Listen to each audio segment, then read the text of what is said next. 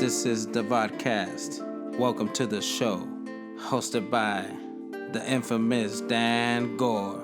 If you didn't already know, here to educate you about a subject that started a long time ago. It's about the tea dance, traditionally known since 1880 and kept strong after the Stonewall riots. He will interview many guests with the knowledge you need to know. Don't turn away, the show's about to go.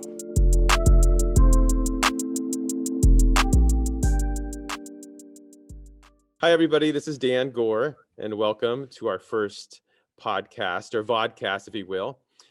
We have a person joining us that has some knowledge about gay culture and from the One Archives in Los Angeles. And I want you to meet my new friend, Joseph. Hi, Joseph. How are you? I'm good. Thank you. So I wanted to start off this first weekly vodcast about tea dance, and to promote tea dance, I want to learn a little bit more about the culture, the gay culture, about how tea dance came about. And that's the reason why we're talking today. And I guess because I'm slightly naive about it, I know tea dance decades ago was a movement, and maybe you can slightly explain a little bit of the knowledge about the gay movement back in the celebration of dance, I suppose, or gatherings of the gay culture when it wasn't allowed. Well, it depends on when you want to go back to. I mean, before World War I and during that era, tea dances were very different things. They were for straight people to go and it was for young girls to meet husbands. Later, it was implemented for gay people. And then during the Prohibition era, everything for gay people pretty much moved underground into speakeasies. Because since speakeasies were already illegal for everybody else, gay people were able to go in there and dance and be together. But it was not permitted for men to dance with men or women to dance with women. So these were often not gay parties exclusively, they were gay and lesbian parties. And the moment that the police came or it was suspected that anybody was watching, they would play a particular tune, sometimes the Star Spangled Banner or something else. And then everybody would change partners and go and dance with an opposite sex partner to try and convince the police to leave them alone. So that's what it was like, that sort of fear was reigning. But during the speakeasy era, it was very different because people then were like away from the eyes of the law because the law wouldn't go in there anyway because they were hidden speakeasies and you had to know a code to get into the room. Later, after gay liberation occurs, then it becomes really different because even in the 1960s, people on Fire Island and in other places throughout the United States start gathering and having tea dances in the afternoon. And then subsequently, much later, when I started going to bars in the 1970s and 80s, tea dances were sort of rejected because they were effete and for sissies, kind of. And since everybody was going in that era towards the clone look and everybody was being hyper masculine, the idea was to turn them into beer busts that would occur on Sunday morning, and those became called church. So it's a long history of the way these things are. I think tea dances came back in a number of places, DC, Chicago, New York, Miami. They've all had tea dances that I've heard about. So, and you had mentioned that originally it started with women looking for a possible husband. The word tea dance, was it spelt out? Because it kind of has morphed into today. We just use the letter T. So was it spelled out like iced tea before, like tea dance? yes. Like, okay. Yes, TEA. And also tea within the parlance of British people, when you go to a public place to have sex, it's called a tea room. And that's where that came from too. So there's the tea becomes a really big focus within Great Britain about how people think of, and it's also built around like having a meal, having a gathering. So tea for people from Great Britain is really about a gathering together of a group of people. And so tea dances became a way for young girls to go into a place where they could meet in the afternoon during the daytime and meet young men. Now, was there some, and I read bits and pieces, and who knows how much this is historically correct. Was there something about a T-shirt or a white T-shirt or something, or is that more of a myth? I never heard anything about white T-shirts. I think, Okay. if anything, so I guess what I would say to you is the tea dance changes depending upon the period. So if you look at it pre-World War I, post-World War I, in the interwar years, after the war, and into the 60s and 70s, they're sort of radically different things.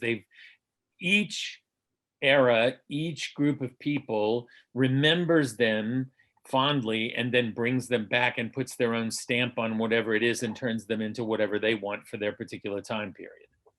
Okay. Can you, because I know it's a celebration, a lot of the customers that come here feel it's like a celebration of, the gay culture when they're here, and it's powerful and with a deep meaning, and they also refer to it as church. What are some of the, being a gay man, let's say, maybe 75 to 100 years ago, what are some of the negatives being gay back then that they had to, that they possibly experienced? Well, in the 1920s, and actually, if you go back before the World War I, basically, gay people were just not allowed to exist. If they caught you, they arrested you in England for buggery, which was sodomy. And then here in the United States, they could also arrest you. There was a law in the books that they could put you in jail. And mostly they cracked down on men in public spaces. There wasn't really, in the early days, a crackdown on women in lesbian bars, but there was a crackdown on gay men. And mostly that's because of something in, I'm probably getting too technical here, but there's something called the gender transgressive zone that a theorist has talked about, which means that women are allowed to dress and look differently, but men are not allowed to wear dresses or makeup or hair. So as a result of that, if you were caught with women's clothing, if you were caught in having sex with another man, that was absolutely, you were called in. But you could even be called in for touching another person in public, another man.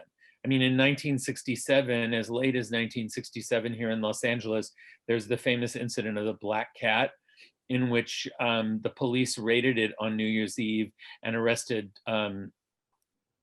14, 15 people, I believe, and they were hauled off to jail.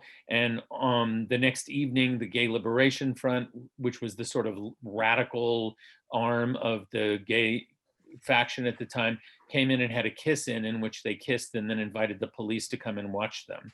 So that was a form of protest. The idea was that you weren't even allowed to touch another man in public. If you were caught doing it, you could be arrested.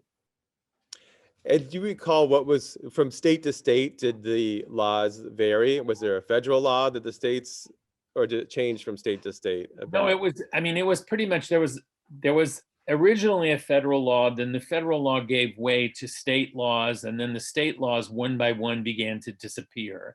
And each one of the states had a different approach to it. Of course, the same states that we always think of now, those in the South, were the ones who went last. And then other places in the North, I'd say by the time the 1970s rolled around, people were much freer in places like New York, Los Angeles, San Francisco.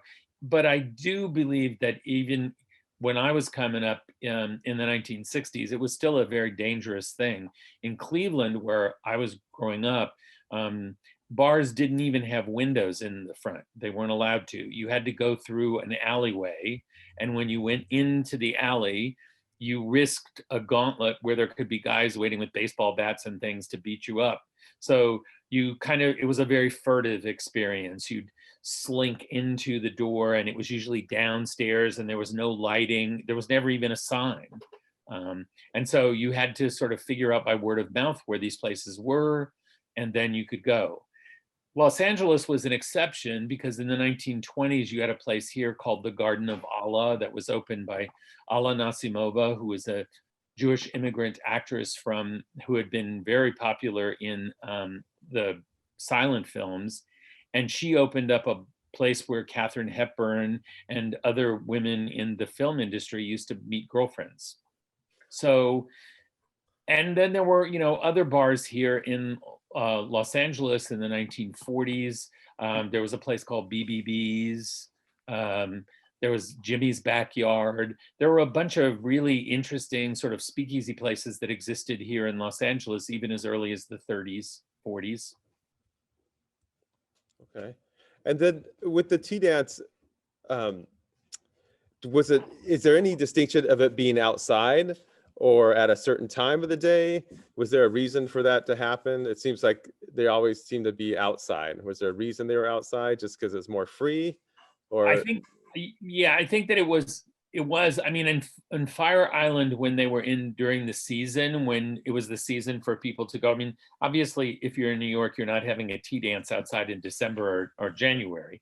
But in the summer, when it was the season to go to Fire Island over by the Pines and in there were in fact open tea dances, and it was because people were often scantily dressed, and it was a great place to go meet people, and that was a great place to be.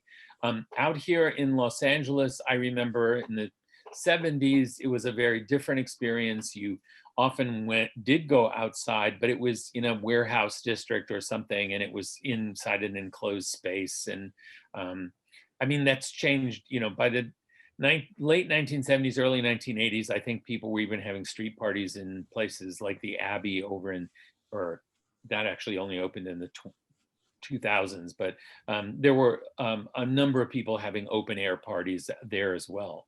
But back when you're talking about back in the 1930s, or when you asked me to tell you about that period of time, nothing was open. No one ever did anything out in the open. And people always talk about Stonewall. So how is that? What are the details and significance of that, and why it reigned so much as an important date? I think Stonewall really isn't that important. It's just been branded as the sort of moment when the sort of flashpoint when history changed. The reality is that starting in 1950 here in Los Angeles, you have organizations like the Mattachine Society, One Incorporated, the Daughters of Bilitis, and all of these organizations are beginning to create professional organizations to fight for LGBT equality, even in 1950. Prior to that time, though, there's no place for people to really gather to do those kinds of revolutions. And to be honest with you, I think for many, many gay people prior to the 1960s, the idea of having any kind of organizational structure was anathema. They were all afraid they were going to be beaten by the police or arrested. Wow. And just to backtrack a little bit to the states and the state laws, can you recall which ones, besides the South, which ones were kind of the more lenient or more liberal about gay lifestyle? Well, I think it sort of spread from New York. I mean, New York has this very rigid class culture back in those days. I mean, people are much more rigidly class oriented. Here in California and in San Francisco, I think there was a lot more looseness. I mean, we were the sort of paradisic West where people could go and escape the, constriction of the East Coast. So once you got out here, it was sort of a frontier. And so it was a lot looser in California. But I remember even in Texas, it was really scary. I mean, New Orleans has always been free. I mean, New Orleans has been a free space. And so if you look at New Orleans back in the day, people used to go out to bars there. There's a famous bar, I can't remember the name of it right now, but it's in the French Quarter, where maybe Jean Lafitte, and in that bar, there's actually a sign that says by a colonel telling that it's off limits for sailors because so many of them used to come there. So the idea was to keep them out of the bar. But in New York, and even in the 70s and 60s, I remember going to bars, but they weren't necessarily advertising themselves until after Stonewall. Stonewall was the point where I think it sort of became visible. And San Francisco, just from when I was in my preteens, seemed like the epicenter of gay lifestyle. Was there a reason it became that way, just because it was the beauty of the city, or was there another movement that made it inviting for gay people to move to? No, I think what happened was, if you really look at it, I mean, this is complicated, but to simplify it, I would say in the post-war period after World War II, many gay people who at the time would not have known they were gay. I mean, at the time, it was so, if you lived in a tiny little town in the middle of nowhere and you had desire for someone of the same sex, you just kept it to yourself and shut up. But the moment you went into the military, just think about it, it was like the homosocial reunion. Everybody was the same sex, you were sleeping in the same place, going out with them, you were spending all day with them. So a lot of those people had their first romances while in the military. And when they came back, it was like, I'm not going back to Kansas, I'm not going back to wherever, I'm going to stay where I, at this other place. And that's how San Francisco's gay neighborhood developed. It's how the one here in Los Angeles developed. San Diego, Long Beach, those were all port cities. And when those men came back, that was it. They stayed. I think women have always been gathering in less expensive enclaves that were around those at the same time, because women were making so little by comparison to men. Wow. And then Palm Springs, that just seems that it's very concentration, a lot of gay people in the city of Palm Springs. Is there any historical reason why they all ventured out here besides the beauty? I think back in the day, it was kind of like a place for sin. Like if you wanted to do something and you wanted to do something illicit, or you wanted to do something, well, like if you had a mistress or something like that, Palm Springs was a great place to go, because you could drive out there for 2 or 3 hours back in the day. And then you could get, check into a hotel or someplace and nobody would know the difference. So I think that, Palm Springs has always had that allure of being away from, it's an oasis away from the city. So you could, one of the things that I've always thought is really funny about Los Angeles is that you can earn a reputation in one neighborhood and lose it in another. So I think Palm Springs there's even a joke here in Los Angeles that I heard some young gay man say a while back, that when you're in your 30s, up until you're in your 30s, you're allowed to live in West Hollywood. When you're in your 40s, you should move to Silver Lake. And when you're 50, you should just go to Palm Springs. So I think it's changed over the years. People think differently about that than they did back in the day. When you look back in the 1930s and 40s, Palm Springs was a very different place. And it was, I guess, a lot of culture here driven by Hollywood per se as well, right? It seems like there's a lot of Hollywood-esque history here besides the gay part as well. So I was just curious if that might have. Yeah, and the truth about Hollywood is that Hollywood was deeply influenced by the Weimar Republic. So the Weimar Republic is the period in German history when, after World War I, Germany goes into a horrible depression. And during that time, it sort of like falls apart and goes, it's a terrible time in Germany, but at the same time, it's this wonderful time for gay people. Weimar Germany is why Cabaret is written, the musical. And the reason is because in those days, and Christopher Isherwood writes about it in the Berlin stories, there were gay bars on almost every corner in Berlin. It was really fashionable, and people cross-dressed, and they were closer to what we call queer today, gender queer. And then I think many of those people, Greta Garbo, Marlene Dietrich, Billy Wilder, Peter Lorre, a number of different actors immigrated to the United States. And then once they got here, they sort of brought that bohemian flair with them and sort of created a new version of that in Hollywood. But then when Hollywood discovered that was going on, they put in the Hays Code to sort of get rid of all of the portrayals of homosexuality in the film. And so if you see films in the 1950s, like Tea and Sympathy, for instance, back to your theme of tea, the film is about a gay man, but nobody ever says the word gay during the entire film. And in fact, the whole plot line is subtext. So you have to really think about it in order to see it. I mean, everybody can read it for what it is, but the word homosexual could never be used at that time, even uttered in a film. So these are different times. I mean, now what we're living in is a very different period for gay people. I mean, when I was a child, I was born in 1952. When I was a child, I never would have believed that we would be as fortunate as we are today. And when you speak of Berlin and the culture there, you know, that you just mentioned, the era, what is the reasoning, if there is any, educational wise, why the culture would be so acceptable there versus the US, the country we live in? Is it driven by religion, or how the upbringing of society? Well, that's a pretty complicated question. And I'd say that it wasn't only Berlin. If you look at Josephine Baker in Paris, if you look at the Roaring Twenties over here, there's a kind of, in the post World War I period, there's a lot of relaxation of class barriers, a lot of relaxation of the ways that people think about morality. They change in the post-war period. And then before World War II, there's this kind of sexual licentiousness that becomes a part of the culture because, you know, when you're on the verge of dying,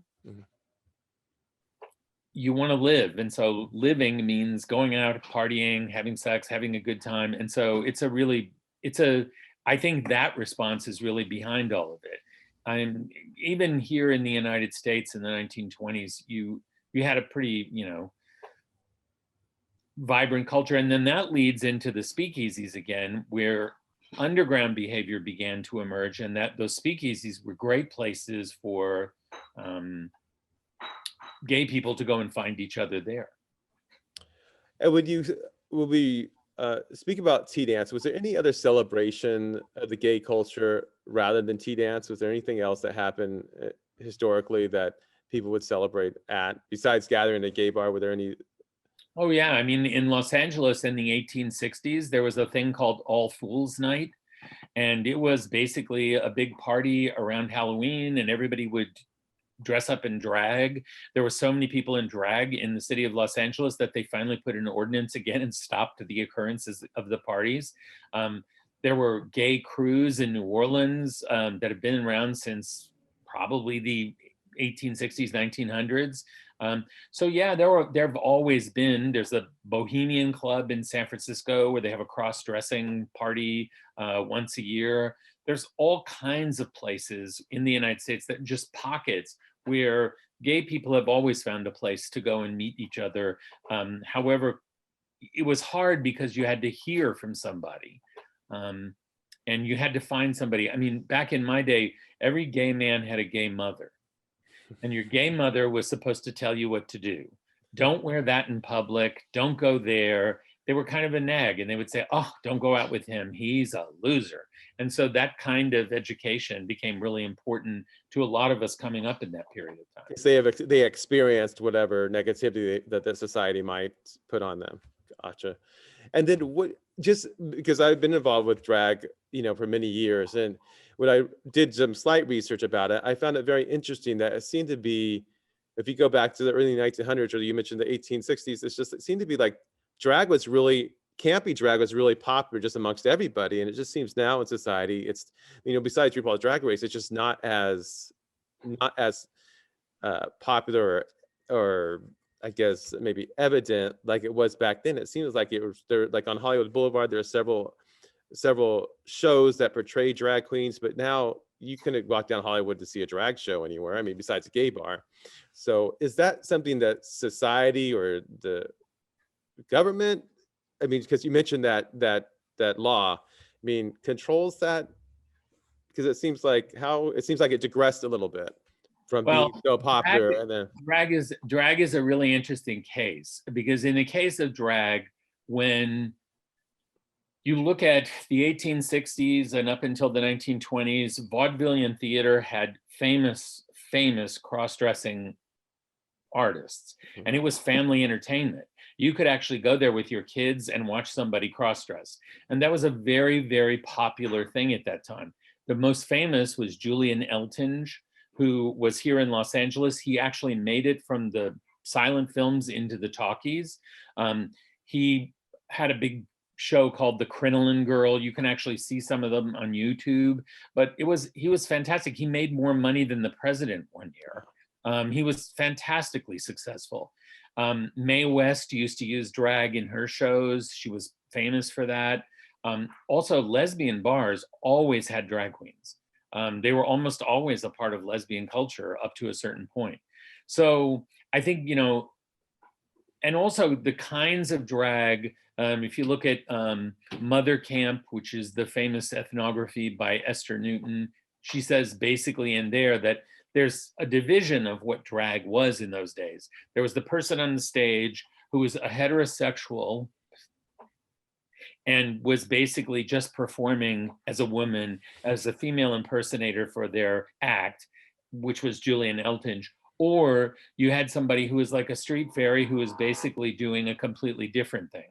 Those folks were basically turning tricks on the street to make money, and dressing in drag was a part of who they were.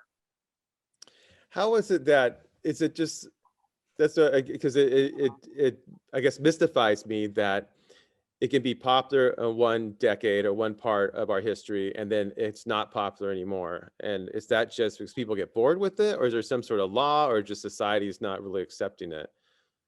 That's hard to say. I mean, I often think today, like if you look at drag today and you look at drag 20, 30 years ago, they're very different things. I mean, camp drag is one kind of drag. The other kind of drag is the sort of drag that really does try to look female. There's, I don't know if you ever saw Lip Synca, but that was like such a fantastic, that was actually a very theatrical, professional kind of performance that went on. So it depends on who it is that you're looking at. I mean, and I also think that depending on the time, Grace Towers in San Francisco, who I find really interesting, is sort of a gender fuck person who basically performs in drag but with a beard. So I think that there's a whole kind of, depending upon what time and what place. I mean, there are fantastic pictures of drag in the 1860s in England with whole groups of men dressed in drag.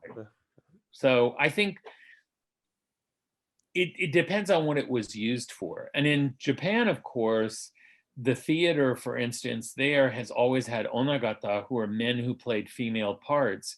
And they actually had those men train young girls how to behave as young ladies. And so there was a whole comportment issue with that. So I think it depends on where in the world you go, and people sort of, that's why cross-culturally, if you examine gender and sexuality, people often say, well, what is there to even study about gender and sexuality? If you look cross-culturally, it's not similar in many countries around the world. It's very different. And when we have this tea dance, always seems, on Sundays, always seems like to be a big celebration, and we attract people from, Palm Springs attracts people, cultures, and people from all over the world. And some people are just, dumbfounded that something like this can happen on a weekly basis. And just from your education in today's age, are there, what's would be the worst place to live if you were a gay person? Well, I don't know, actually, because I think that people even in the South these days have started to carve out some community. I mean, if you go to Nashville or you go to places that are Lexington, Kentucky, or those kinds of places, there are bars there now frequently, and there are places to go. There even is a gay retreat in the South now. So I think that there's a misperception that all of that is the same today as it was then. I think, it's the more rural you get and the more cut off you are from other people, then it becomes harder and harder. But even in the military these days, the animosity towards gay people is not what it was 10, 15, 20 years ago. So I think that it's changed. I'm not saying that there aren't places where it's really scary. There are some places in the United States that I would not go and camp it up. But I think that there are other places, many places now, where people they just turn a blind eye to it. They're so used to it. They see it on television. They see it everywhere in film. And so they're kind of inured to the fact that people are behaving like as we do.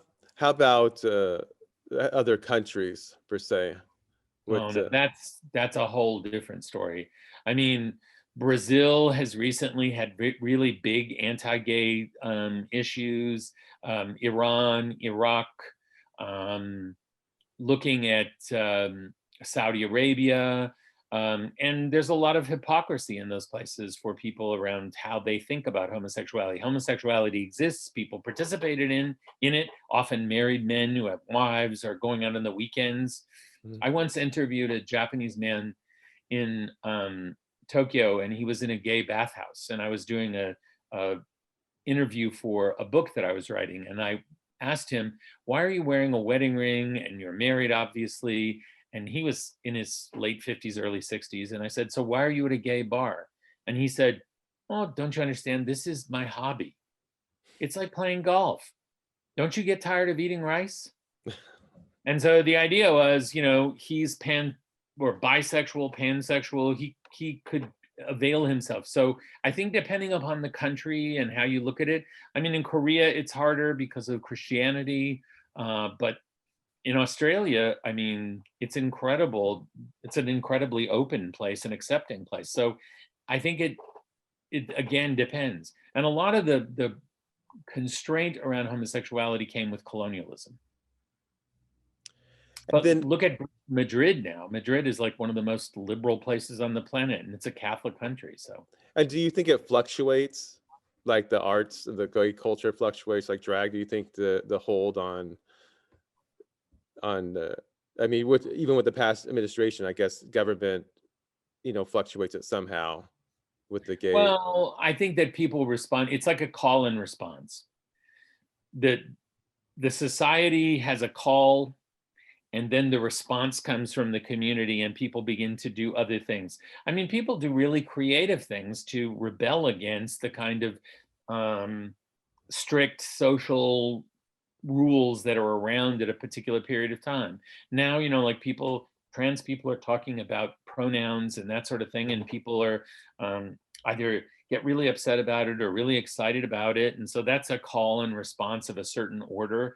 I think the way people dress, I mean, look at the whole period in the 1970s when gay men only wore skin tight blue jeans and skin tight t-shirts. That was a call and response. So I think that all of those things it's a communication between society and the individual and the community. Awesome.